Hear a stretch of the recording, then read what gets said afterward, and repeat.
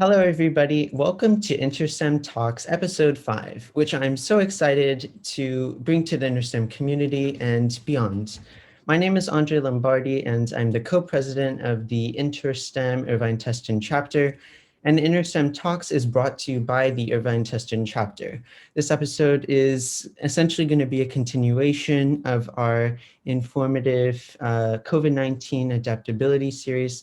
And today we'll specifically be talking about high school internships, summer programs, and just in general, leadership adaptability throughout this pandemic. So although I'm not joined by any fellow high school students for this episode, I'm really happy to introduce our first guest speaker, who is Jenny Wheatley, the president of Admission Masters, a college consulting firm. Hello, Jenny. Thank you so much for being with me. Hi, And everyone. Yeah, thanks, Andre, for having me today. I'm super excited to be here to talk to you guys and for the rest of the InterSTEM and other high school students communities to give you guys a little bit of insight of, what COVID-19 looks like and also how we need to adapt and helping you with all of that. So yeah, happy to be here. Thanks for inviting me. I'm so happy that you're here as well. The first thing I want to just ask you, would you mind introducing, like, how did you stumble on what you do? Why did you get involved in it? And what else might be unique just for viewers to know a little bit about you? Sure. So as Andre mentioned, my name is Jenny Wheatley. I'm also the president at Admission Masters. We're an educational consulting organization. So basically we help high school and middle school students on their journey throughout college, throughout high school and middle school and to college admissions. I actually became, a really funny story. I wanted to be a doctor when I was really young. Even throughout elementary and middle school, my goal was to be a doctor, and obviously I'm not a doctor right now, but I've always loved working with kids. I always loved working with students, and I wanted to be a pediatrician. I specifically wanted to be a doctor that specialized in young people. And so as I was doing that, and I went to undergrad at UCLA, and I was introduced to like my first cadaver, not a human cadaver, but like an animal cadaver, and like doing some dissections and doing blood work. Like I felt like I didn't belong. I felt like that's not kind of the field that I thrived in, not because I was necessarily bad at it, but just because I was like either queasy or just felt like I couldn't do it. I felt like I was, going into something that I didn't really see myself doing for the rest of my life. And so I actually quickly changed into the world of education. So I realized that, the reason for me wanting to become a doctor was to help young people. And that one way was through medicine, but another way to do that is actually through education and recognizing kind of my educational journey and seeing how education was a really big impact for me. I actually went into education myself. I had a really awesome opportunity to be an admissions officer for UCLA. I then had a really great opportunity to be a part of Teach for America and become a teacher and be an educator in the world of I guess like public school systems. I had a lot of really great admissions experiences at a lot of different colleges, from like Hopkins to Stanford to Harvard, and read a lot of applications and been in a lot of collaborative discussions on, accepting, rejecting, and waitlisting students. And after having done that for quite some time and feeling like, I want to do more to help students than just make decisions on whether they should be coming to this school or not, right? I wanted to do more than that. And primarily, high school students, I was working in elementary schools. I worked with middle school students, and high school was kind of an area where I felt like I could really close the higher education gap to the best of my abilities. And so began my journey as a high school counselor and dedicating my life to helping high school students. And that led me to Admission Masters, where I'm now kind of not only working with students, but also leading a group of staff members and doing a little bit more organizational stuff in terms of, developing information for the community beyond the people that are just with my organization. So yeah, that's kind of how I came to this like very roundabout way of coming into education. But I was also just like a unique fun fact also is that like I was raised from a family of educators. My grandmother was a teacher for, I think, like 20 something years, a principal for like 15 years. She was dedicated to education in the public school system. And then my mom was an educator pretty much for my entire life. And so I feel like I've always been around educators. And so it kind of made sense for me to fall into this. And my husband's an educator as well. And so I think that I found exactly where I want to be. And it's awesome to wake up every single day just loving what I do and being excited to do the work that I do. So yeah, that's a little bit about me and also how I came here. Yeah, wow, that's great. I just kind of this brought me a little thought about how one of my high school biology teachers has always like said kind of an expectation of versus reality thing of how we initially have some type of goal to get to some place, and that's kind of you had a goal in mind, but the pathway to actually get there and the goal itself kind of changed. It might have all these loops and everything, but that's the experience of it, and it's really just not a clear-cut line by any means. Absolutely.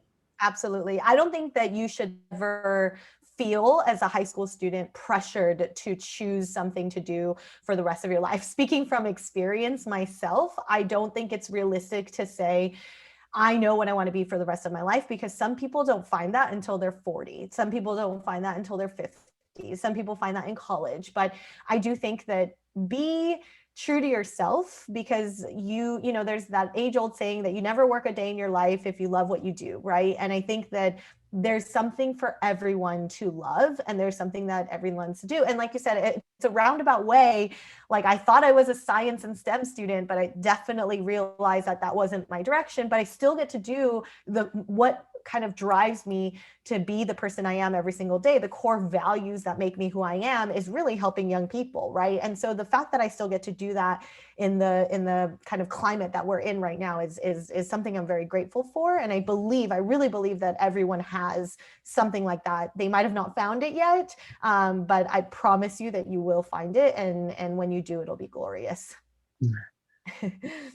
That's great advice. Now, like speaking of pressure, I guess, or just kind of challenges that a lot of high school students are facing during the pandemic, I kind of want to go into the high school programs and internships and just different opportunities for students to explore the interests and their pathway to whatever it might look like in all the loops. Once again, just being able to delve into certain opportunities, and how the pandemic might have like hindered like people's initial expectations, or like initial plans of getting into certain programs or founding their own initiatives, anything that might have just completely changed. So I'll actually kind of just start off myself. I've established recently like an organization, a 501c3 called Creative Kiddos, that provides students in under-resourced communities STEAM enrichment workshops, which include like your traditional STEM interactive workshops, but a twist on it additionally with music. And during COVID, we initially started straight off trying to like actually right before COVID, we tried to host in-person workshops, and then like a month in, COVID hit us. We had to adapt everything to virtual and online learning. So that's just an instance of, to me, how the process has changed, and the challenges that I've faced. And I guess that's a kind of a general example. But then, Mrs. Wheatley, I have a question for you. How can we further our impact kind of on an academic level with our community, with our peers, with our teachers, with anybody around us during these times? Yeah.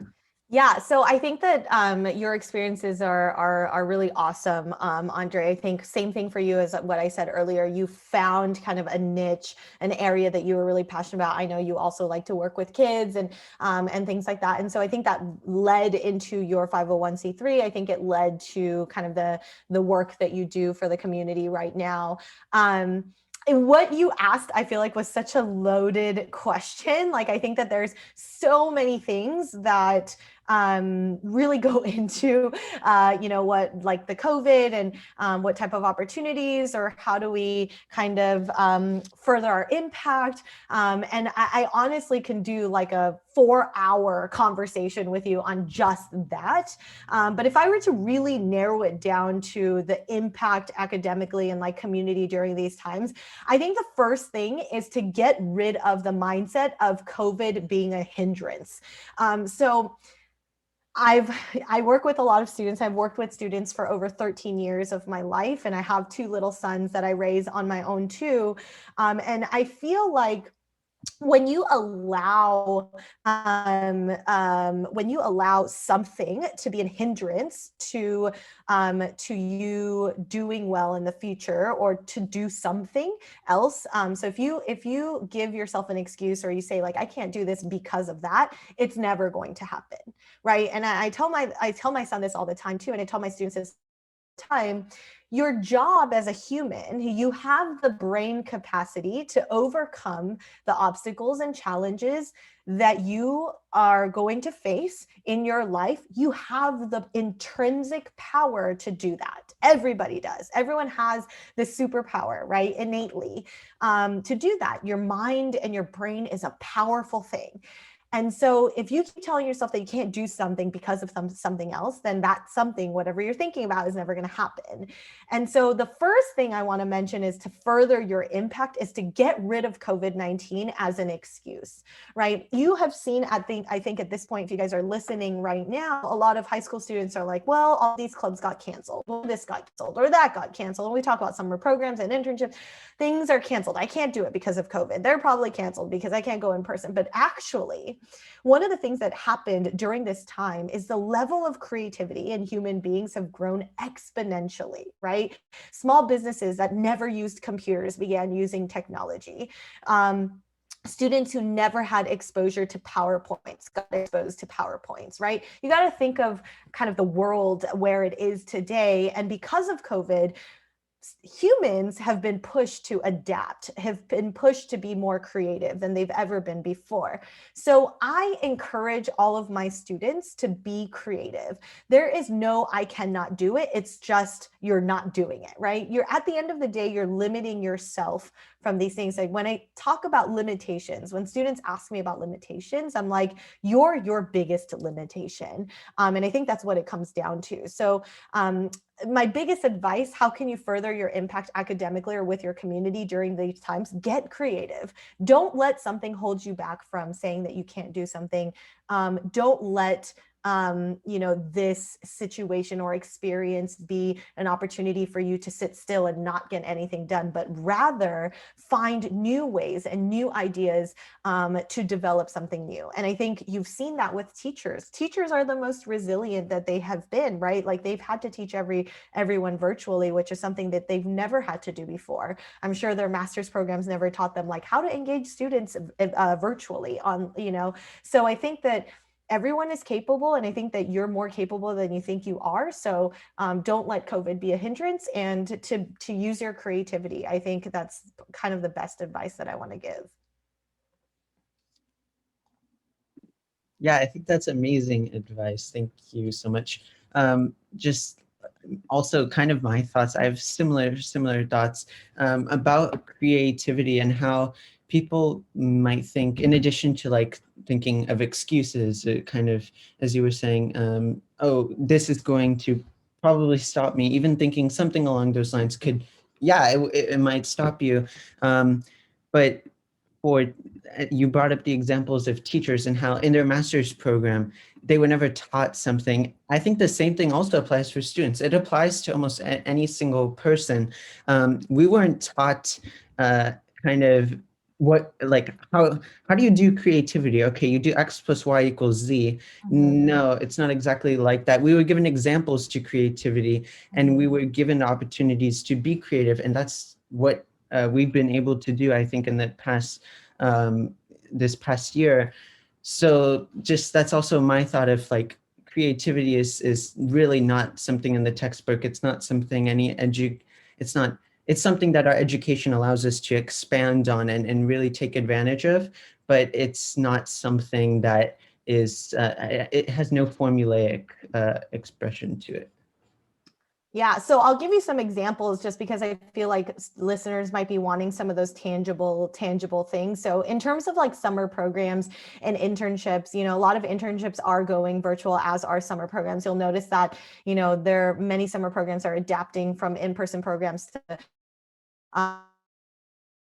programs. Yes, there are also field work programs, like especially environmental science programs that cannot go in person, or they have to be in person, or the program wouldn't really work. And for those programs, they might just be canceling it altogether. But for the most part, that's what, you know, people are doing. But what is ultimately the point of a summer program or internship? If you ask yourself that question, the point of a summer program or internship is to learn something, right? It's to grow from the experience. It's to gain something, right? That's pretty much what it is. And college admission sees it the same way, right? When they look at your summer, they just want to know that your summer is productive, it's effective, and that you've grown from the experiences. So it doesn't have to be a summer program or internship that's going to give you that growth. Again, be creative. You can find that growth on your own. Even getting a part-time job is growth, right? So I think that's one of the most tangible things that I can give you guys, in that if you're looking for opportunities that are not necessarily summer programs or internships, or you looked for those, but that doesn't really mesh with you very well, then look for something that you can do that's going to allow you to grow, whether that's professionally, personally, emotionally, mentally, intellectually. It doesn't really matter, as long as you feel like your summer was worth it. If you're sitting around playing video games and just eating potato chips, then that's different, right? And I'm not saying anything wrong about video games. I'm sure students play video games all the time, but at the same time, you know, you want to do something productive. Are you growing that experience? And I think that's the most important question that college admissions will ask as it relates to your future passions. Definitely. And for those, the way that we are productive, and the way that the way that we get involved in our community, the way we explore our interests, anything to do with the way that we, again, kind of be adaptable, be creative. How do you think, you kind of briefly touched on it, but how do you think they might take a different approach when they're evaluating these extracurricular affiliated categories? Yeah, so I think that's a really good question. And I think college admissions is changing too. And I think they're changing with the times, they're changing with the opportunity, they're changing with what COVID-19 presents. They recognize that sports are canceled. They recognize that a lot of in-person opportunities are canceled. They recognize that students have to go above and beyond to do and find opportunities. But the problem, and not the problem, but the reality is students are going above and beyond to make something happen, right? So if you're looking at and you're saying, oh, you know, this year college admissions won't care that much that I don't have as many activities, or that my activities aren't that impactful, or that I don't have a lot of leadership opportunities, you're wrong, because students are going to, just like humans learn to adapt from this situation, students are adapting too. And students are either coming up with their own opportunities or activities or things like that. Now, I do think that college admissions will be a little bit lenient towards certain things. I do think potentially academics could be one of them, because, you know, most of the world has been doing virtual learning. Potentially the fact that you have very limited leadership opportunities, potentially that your activities are mostly outside of school and not inside of school, because you're inside of clubs and stuff like that are inactive or not really happening. They're going to understand that. And I think that's fine. But one of the things that college admissions officers have mentioned to me a lot when I've met with my former colleagues is that this year, more than ever, they're going to be looking for impact, right? That's kind of the running theme of this year's admissions. And I believe in the next few years too, like, what kind of impact are you having in your community, in your direct community, in your school community, or just within your church or family or anything like that, right? What kind of impact are you having? And that's something that they're really going to value. So things that are changing with college admissions when it comes to evaluating extracurricular activities, I think the biggest thing would be they're going to look for more impact. They're not going to let you use COVID-19 as an excuse, but they will understand that athletics and, and inside of school clubs and things like that look different or have been completely canceled. And they're going to recognize that. But it doesn't mean you can do less, and it doesn't mean that you should do less. Actually, our world needs more help than any time right now. I think in the past 30 years that I've lived, this is a time where I feel like humans across the world should come together to do something to better each other's lives. We need each other more than ever now. And that means there's a lot to do, even something as simple as donations or like giving books to children who don't have access to books. There have been tragedies across the nation in so many different elements, whether that's, racism against Asian Americans, whether that's the snowstorm in Texas, right? There's the fires in California. Like there's just so much happening on top of COVID that you can do something to lend support and do some sort of impact. So I would say that as long as you're being productive when it comes to helping other people and that you have the heart to help other people, then that's going to come through in college applications. And I would say that's one of the more important things that they're going to look at. So I have a question for you actually based off of that. And it's a very, I think, broad, but more like a critical, not a critical thinking question, but it's a question that might be answered in a lot of different ways. Let's say somebody is trying to figure out how to make their impact, but whether it be that they think that their school maybe isn't giving them the opportunity to do that, or they're just not able to take full use of the things just because of things that they can't control that are out of their reach. How would you say that they could potentially make that impact as strong as possible, even in like circumstances that can't be really controlled? Yeah, so impact can look and see, it could be in so many different ways. So, impact could be as small as being a really good daughter to your family. It could be that your parents lost their job because of unemployment due to COVID, and you're doing what you can to make the money, whether that's something as simple as recycling or helping your brother with your homework so your parents don't have to pay for tutoring. Like, impact could come in all shapes and sizes. So I think that that would be the first thing. When you think about impact, I don't think you should think like, I'm going to go save children in Ethiopia, right? Like, I don't think that it could be, that's awesome, you can do that too, but it doesn't have to be to that extent. So my first thing is, when you think of impact, think about wherein lies the support that you're able to give. So am I able to tutor my younger brother? Can I make an extra peanut butter jelly sandwich for him for lunch?